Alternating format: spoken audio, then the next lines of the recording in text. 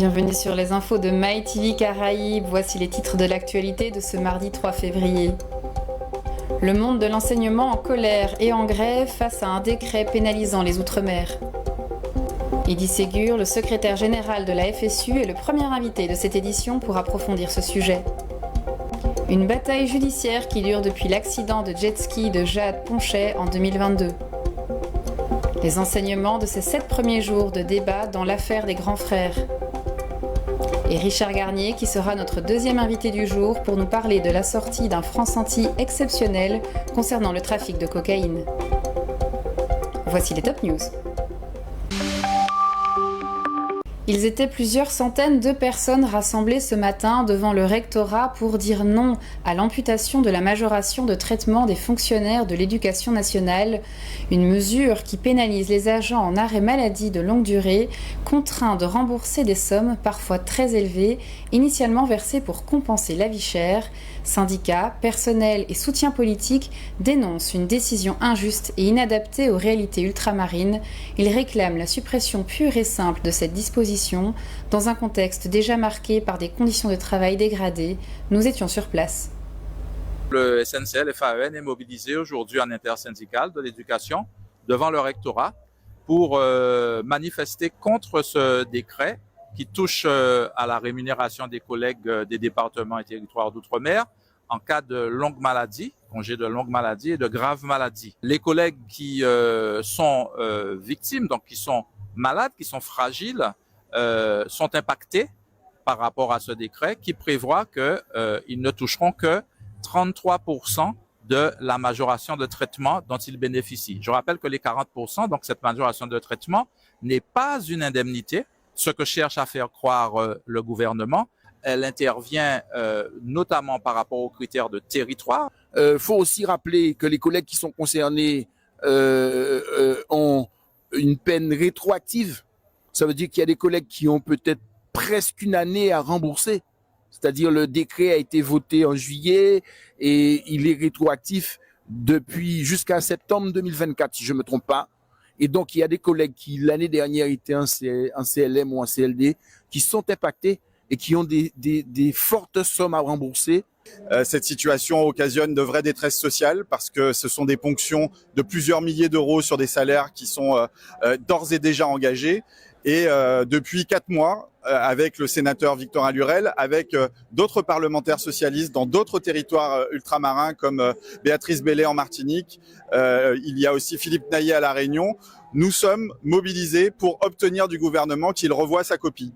Parce que ce décret qui fait de la prime de vie chère une partie du régime indemnitaire et non plus une partie de la rémunération des fonctionnaires, ce décret est profondément injuste. L'État n'a pas le droit, législativement parlant, n'a pas le droit de sanctionner les collègues, le personnel atteint d'une maladie ou malade.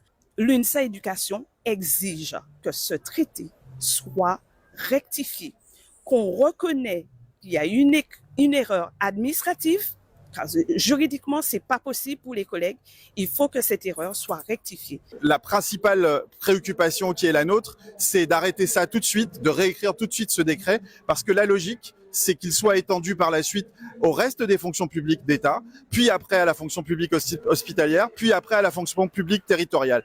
Il n'est pas question d'accepter la remise en cause d'avantages acquis et d'avantages surtout justifiés par la réalité de la vie chère dans nos territoires.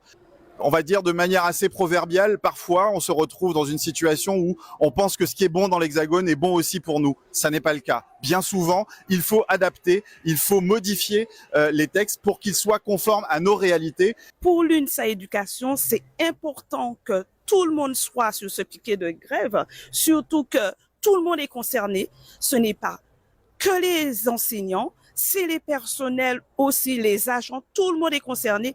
Et il ne s'agit pas que seulement du congé longue maladie. Dès qu'on est en congé de maladie, c'est-à-dire CMO, on sera touché par ce décret.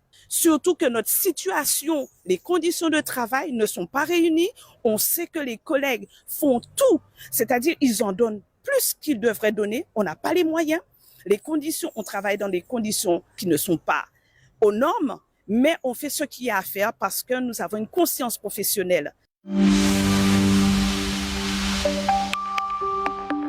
pour mieux comprendre les enjeux de cette situation, nous accueillons sur le plateau Eddy Ségur, le secrétaire général de la Fédération syndicale unitaire, la FSU.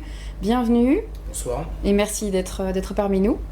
Oui, il n'y a pas de souci. Donc on a vu, donc c'est une problématique quand même relativement importante. Ça fait déjà plusieurs mois qu'il y a des mouvements par rapport à cette suppression, en fait, de... Comment est-ce qu'on appelle ça finalement? Pas une indemnité, mais... C'est une minoration de la majoration des 40% de traitement, effectivement. On a des collègues qui sont dans des conditions de travail un peu déplorables et qui malheureusement se retrouvent à être placés en congé de longue maladie. Et avec le décret qui a été donc écrit le 27 juin et appliqué le 1er septembre 2024, toute une série de collègues donc, qui se retrouvent en congé de longue maladie se voient tout simplement réduire leur majoration de traitement et donc en grande difficulté, et ça c'est pas acceptable. Oui, on a même vu dans le reportage aussi qu'il y a même donc des personnes qui doivent rembourser, mais des sommes assez astronomiques, qu'on parle quand même de plusieurs milliers d'euros. Comment c'est possible en fait que Tout simplement parce que ce décret il est applicable partout. Et à La Réunion, des collègues ont attaqué au tribunal administratif en disant justement que la majoration de traitement était liée plus particulièrement donc à la vie chère et qu'elle ne considérait pas donc la majoration de traitement comme une indemnité. Et donc pour eux, il n'y avait aucune raison de réduire, de minorer donc la majoration de traitement. Et le temps que ça aille dans les tribunaux et que les tribunaux puissent statuer en disant que le Conseil d'État dès 2012 avait considéré donc la majoration de traitement comme une indemnité et donc que ce texte s'appliquait également aux 40%. Donc de fait, les recteurs n'ont pas donc prélevé dès que les collègues étaient en congé de longue maladie. Ils ont attendu.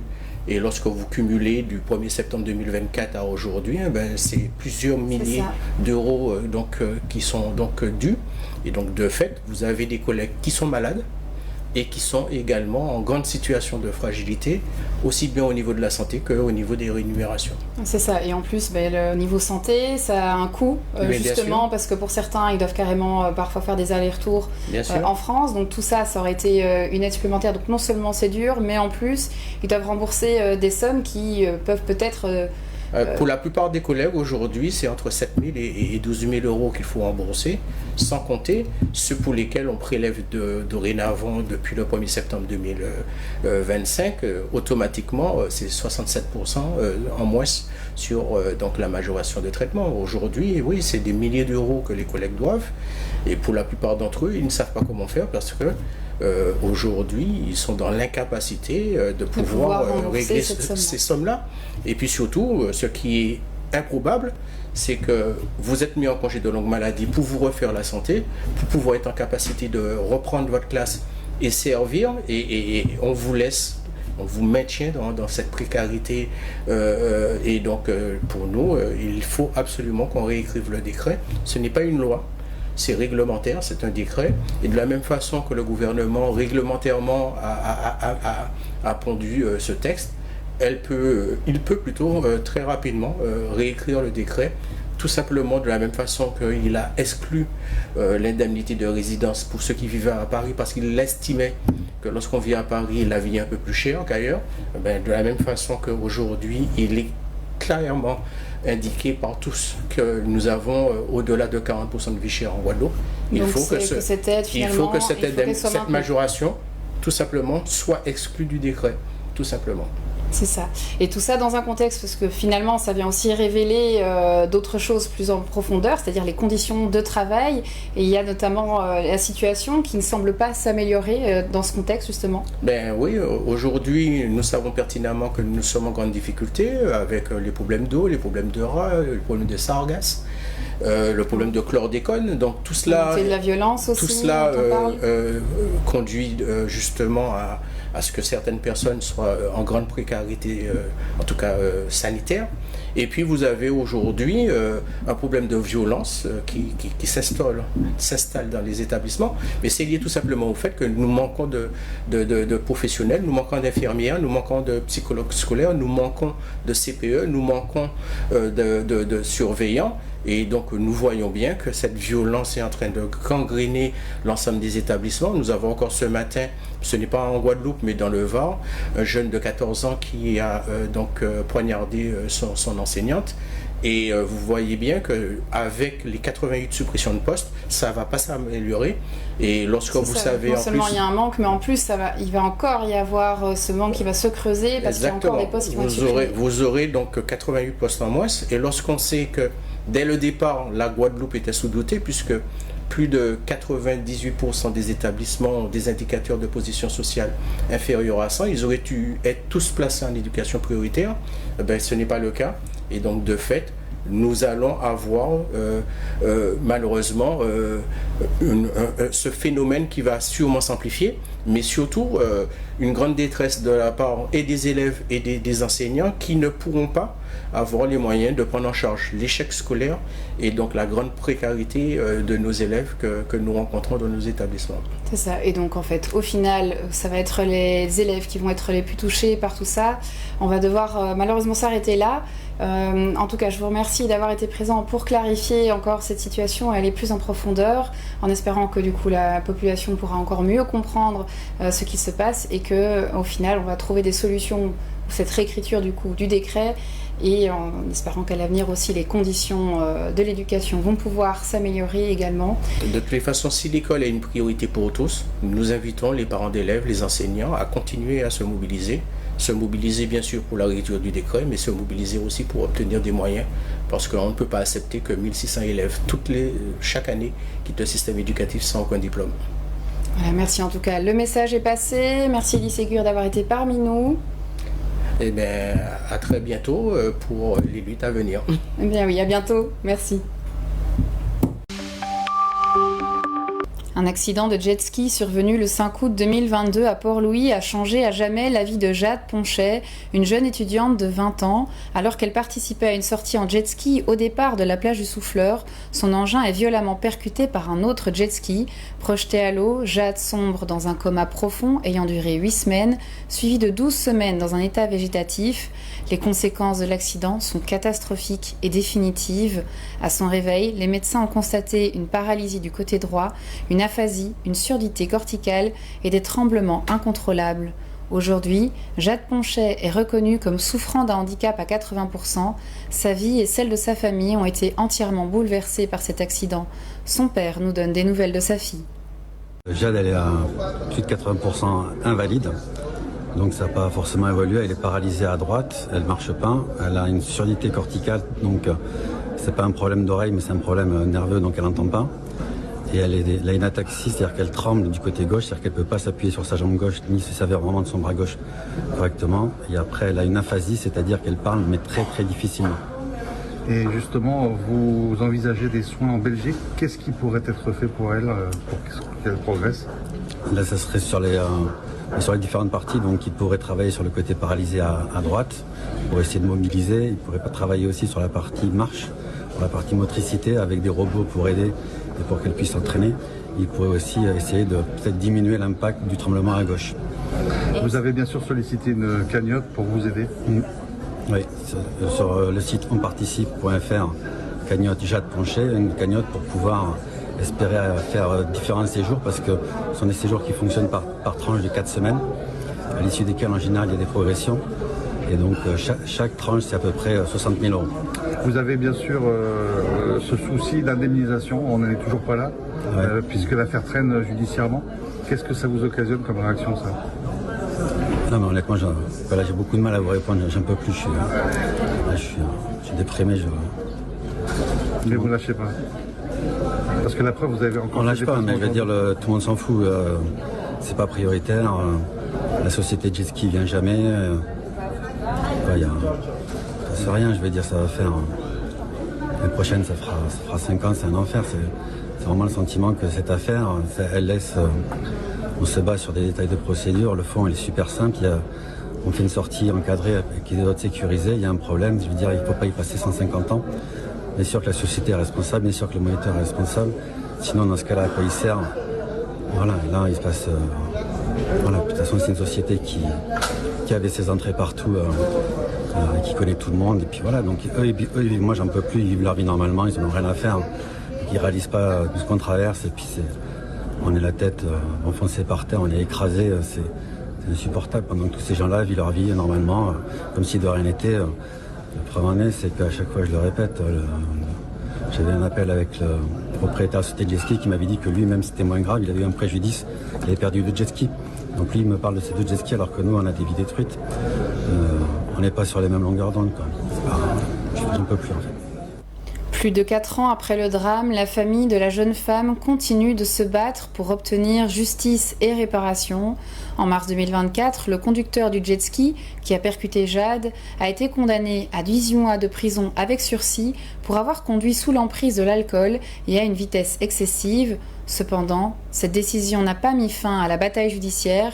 Le tribunal correctionnel de Pointe-à-Pitre s'est déclaré incompétent pour juger les autres acteurs potentiellement responsables de l'accident, notamment le moniteur qui encadrait la sortie et la société de location qui a fourni les engins. Cette décision a renvoyé l'affaire devant une juridiction spéciale, plus complexe et plus lente. Face à cette impasse, le père de Jade a décidé de poursuivre une nouvelle bataille, cette fois sur le terrain de la responsabilité civile. Il a saisi le tribunal maritime de Cayenne, seule juridiction habilitée à juger de la responsabilité des professionnels de la mer dans ce type d'accident. Une audience a été fixée pour le 1er février 2027, soit plus de 4 ans après les faits, et se tiendra en décentralisé au tribunal judiciaire de Pointe-à-Pitre. Pour initier cette procédure, le père de Jade devra verser une caution de 900 €. Exactement, pour réexpliquer brièvement au niveau de la procédure. Alors tout d'abord, moi c'est Maître Roger, je suis avocate postulante du cabinet Chambol qui est représenté par Maître Margot Bouchard. Je ne suis pas l'avocate directe de Jade. Donc pour expliquer au niveau de la procédure, là il y a un appel en fait qui est pendant à Basse-Terre sur la question de la compétence du tribunal maritime. Pour faire avancer les choses, Maître Sophie de Penfeld-Taillot qui représente Monsieur Poncher, le père de Jade, a mis en place une citation directe pour pouvoir faire juger donc le moniteur qui a donné les consignes de sécurité, ainsi que la société de location de jet ski, la SARL Caraïbes Flyboard, qui est représentée par mon confrère Maître Sarda. Au niveau de la procédure, lorsque l'action publique est comme ça mise en mouvement par une citation directe, il faut en fait que le code de procédure pénale impose à la partie civile le versement d'une consignation qui doit être faite avant l'audience. Donc c'est une procédure qui se fait en 2 temps et le tribunal fixe le montant et le délai de consignation. À défaut de consignation dans le délai qui est imparti, eh bien la citation directe, elle est caduque. Aujourd'hui, le tribunal s'est donc prononcé sur le montant de la consignation, qui est donc de 900 € pour toutes les parties civiles qui sont représentées du coup par ma consoeur, puisque je le rappelle, la citation directe n'était pas à notre initiative. Donc voilà où on en est au niveau de la procédure, et l'audience a été renvoyée pour le fond et les débats sur justement les différentes responsabilités en cours qui n'ont pas encore été tranchées à l'audience du 1er février 2027. Et la douleur qui continue à persister pour lui, toujours dans l'attente de ne pas savoir qui a véritablement les responsabilités dans cette affaire. Exactement, exactement. C'est pour ça que initialement en 2023, le cabinet Chambol et Associés avait justement sollicité une jonction de procédure pour que les 3 personnes soient jugées le même jour, mais il y avait eu un renvoi pour la question de l'incompétence du tribunal correctionnel de Pointe-à-Pitre au profit de celui du tribunal maritime de Cayenne. À ce jour, la question n'est toujours pas réglée 3 ans après. Ouais, et ça va se faire donc maintenant. On peut quand même dire que c'est un peu le tribunal correctionnel de Pointe-à-Pitre qui, certes, s'est jugé incompétent, mais justement, il aurait dû saisir directement le tribunal de Cayenne. Voilà, c'est vraiment les rouages de la procédure, ça prend du temps, les délais sont excessivement longs, d'autant dans ce dossier quand on a une personne avec les séquelles de Jade pour les parties civiles, c'est juste invivable. Jade, qui avait un avenir brillant devant elle, est désormais confrontée à des défis quotidiens énormes. Sa famille doit également faire face à cette nouvelle réalité et trouver des moyens de la soutenir dans sa nouvelle vie. Au 7e jour de débat dans l'affaire dite des grands frères devant le tribunal correctionnel de Fort-de-France et à la veille des réquisitions attendues demain après-midi, l'un des avocats de la défense, maître Ernest Danint, interrogé par Richard Garnier, tire les enseignements de ce procès. Bien, écoutez, j'en tire l'enseignement suivant lequel je crois que le parquet de Pointe-à-Pitre a induit l'ensemble de la magistrature en erreur. l'examen, non pas des faits, mais de la personnalité des différents mises en examen aujourd'hui prévenus, montre qu'il ne s'agit nullement de voyous, il ne s'agit nullement de va-nu-pieds, il ne s'agit nullement de chefs de gang. Vous avez vu des gens très, très cultivés à leur manière, même s'ils ne sont pas tous allés à l'école. Et mon client, qui a été élevé à Boissard, à Kozamia, n'est pas allé très loin à l'école. Mais vous avez vu qu'il s'exprime très correctement. Il évoque les difficultés de la jeunesse, parce que lui, il est considéré comme le grand des grands, mais par son âge, tout simplement. Mais vous avez vu avec quelle facilité les uns et les autres s'expriment et dénoncent effectivement le malaise de leurs petits frères. Alors, qu'on les appelle grands frères ou pas, ils acceptent. Mais pas au avec sens... cette connotation et cette définition. Oui, mais pas dans le sens où les grands frères seraient des gangs qui seraient organisateurs des émeutes de l'époque. Non. Donc pas dans ce sens-là. Alors, le terme de grand frère, ils ne l'ont pas inventé. Il a été inventé outre-Atlantique. Il a été repris par des élus. Il est repris encore couramment par la presse et par d'autres. Et ils acceptent. Sauf que la connotation criminelle qui leur a été donnée par le procureur de la République de Pointe-à-Pitre à l'époque, absolument, elle s'évacue. Elle s'évacue. Par conséquent, nous avons affaire à des jeunes Guadeloupéens, enfin pas toujours très jeunes, plus jeunes que moi, parce que je suis maintenant un des doyens du barreau, mais ce sont des gens qui sont préoccupés par l'avenir de la jeunesse guadeloupéenne. Alors c'est intéressant ce que vous dites, parce que en fait ce choix en général devant le tribunal correctionnel, ce sont les faits qui sont abordés en premier et la personnalité en dernier. Il est évident que dans beaucoup d'affaires criminelles ou délictuelles, le tribunal a à se prononcer sur les éléments matériels. Or là, nous n'avons pratiquement pas d'éléments matériels. On nous dit effectivement qu'il y a une situation... Vous avez des PV qui sont arrivés au dernier moment. Non, oui, alors, on nous dit qu'il y a une situation qui était effectivement particulièrement agitée en 2021, en 2022, mais comme elle a été agitée en 2009, comme elle est agitée périodiquement. D'accord, c'est vrai. Mais en dehors de cela, pour ce qui concerne les 13 prévenus, on recherche les éléments matériels des infractions.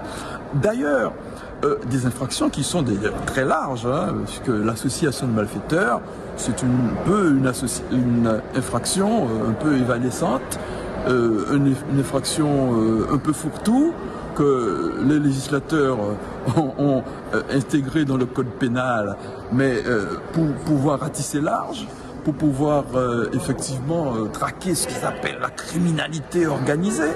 Mais est-ce que ici on est dans une affaire mafieuse? Le terme de mafia n'est pas utilisé, donc il n'est pas utilisé, mais bon, parce que c'est quand même, ce serait un peu gros. En tout état de cause, les éléments qui ressortent montrent que l'on se dirigerait en toute justice vers une relaxe pour l'essentiel des prévenus.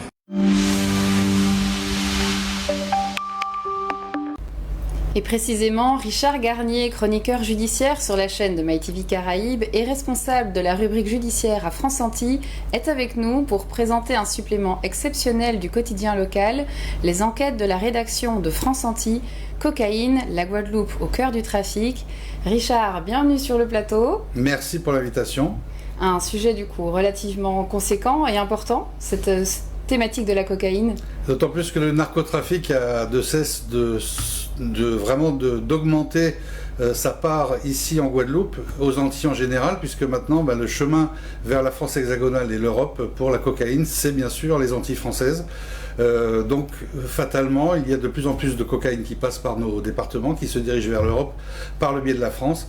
Et donc il était important non pas seulement de s'intéresser aux saisies, puisque des saisies il y en a pratiquement tous les jours, mais dans ce supplément de 40 pages, de parler de tous les pans de ce narcotrafic, que ce soit en termes de santé pour les gens qui sont addicts à cette cocaïne, ceux qui sont également addicts au crack, puisque ça fait des ravages dans notre département depuis des années, et puis tout le reste. On a fait une immersion, toute la rédaction de France Antilles a travaillé sur ce supplément pour vous proposer des immersions, des témoignages, des enquêteurs, des immersions, par exemple sur le Germinal, c'est le patrouilleur de la Marine nationale qui saisit des quantités astronomiques de cocaïne ces temps-ci, au large de la Martinique et de la Guadeloupe. Auparavant, lorsqu'on avait une saisie d'une tonne, on s'étonnait, on montait au ciel. Maintenant on parle de 10 tonnes. De choses ça devient incroyables. Vraiment assez impressionnant finalement ce qui est saisi. Avec une production effectivement qui ne cesse d'augmenter du côté des pays producteurs. Et puis ces pays producteurs justement, ça vient... toujours les mêmes, la Colombie, la Bolivie, le Venezuela, voilà tous ces pays qui organisent ces cargaisons de cocaïne à destination de l'Europe, puisque maintenant c'est vraiment leur marché privilégié pour pouvoir développer leur trafic. Alors ce qu'il faut signaler aussi, par la France, c'est bien ça. Et donc... Non, c'est pas qu'ils passent par la France, ils ciblent carrément le marché français et européen. Et l'entrée, c'est les ports français.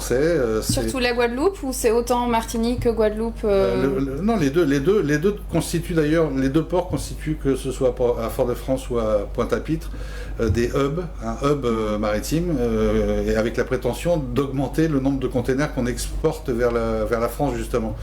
Donc vous imaginez bien que les narcotrafiquants se sont dit c'est par là qu'il faut passer, puisqu'il y a de plus en plus de containers qui vont passer par les Antilles vers la France, et il est de plus en plus facile dans des départements très touchés par le chômage de corrompre pas mal de monde. Parce que finalement le chômage, besoin d'argent, donc il y a beaucoup de personnes qui sont appelées par cet appât du gain. Qui effectivement se donnent à ce narcotrafic avec...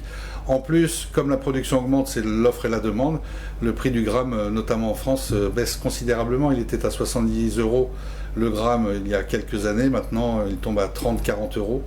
Et encore moins cher, effectivement, en Guadeloupe aussi. Ok, merci. Voilà donc pour ce supplément qui sera, il faut le préciser, en kiosque ce mercredi 4 février, au prix de 4,50 € avec le quotidien France Antilles bien évidemment, et que vous pourrez également acheter et continuer à acheter, notamment au siège à Moudong de France Antilles. Voilà, on vous invite donc à aller ouvrir ce magazine et prendre connaissance évidemment de tout ce contenu pour bien comprendre cette problématique autour de la cocaïne dans les Antilles. Richard, merci d'être venu. C'est moi, merci de l'invitation. Et à bientôt. À bientôt. C'était les Top News. Place maintenant aux faits divers de la Guadeloupe, de la Martinique et de la Guyane.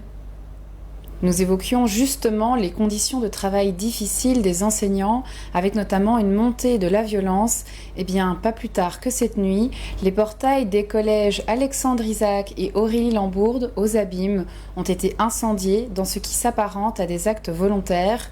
Les faits n'ont pas fait de blessés, mais ont causé des dégâts matériels. Dans un communiqué, le recteur Gabriel Fioni a fermement condamné ces dégradations, qu'il qualifie d'atteintes graves au service public d'éducation. Des plaintes vont être déposées et une enquête est en cours pour identifier les auteurs. Malgré ces incidents, les cours ont pu se tenir normalement ce mardi grâce à la mobilisation rapide des secours et des équipes éducatives. Le rectorat assure son soutien aux communautés scolaires concernées. Au dernier jour du procès devant la cour d'assises de Martinique, l'avocate générale a requis entre 25 et 30 ans de réclusion criminelle contre Fabien Chérubin, jugé pour l'enlèvement et la séquestration suivie de la mort de Marion Génin en septembre 2008. La jeune femme avait disparu au Diamant avant que son corps ne soit retrouvé à Sainte-Luce. Extradée de Sainte-Lucie en 2025, l'accusée est poursuivie pour des faits commis en bande organisée. L'accusation dénonce un crime d'une extrême violence et le silence persistant de l'accusé. 4 enseignants haïtiens sont morts dans la nuit du 31 janvier après le chavirage d'une pirogue près de Grand-Santi. Le pilote, un piroguier surinamais, a été mis en examen et placé sous contrôle judiciaire ce 3 février pour homicide involontaire et mise en danger de la vie d'autrui, confirme le parquet de Cayenne. Selon les autorités, les victimes avaient quitté un bar au Suriname vers 5 h du matin. En cours de traversée, le moteur serait tombé en panne et l'embarcation a pris l'eau. Les 3 rescapés ont été secourus. Aucun aucun passager ne portait de gilet de sauvetage, les familles sont accompagnées par des associations. Depuis le 1er janvier, le port du gilet est obligatoire sur les fleuves de Guyane et la navigation de nuit y est interdite. C'était les faits divers, nous arrivons à la fin de ce journal. Merci pour votre présence et votre écoute. Bonne suite de programme et à demain sur MyTV Caraïbes, l'info continue.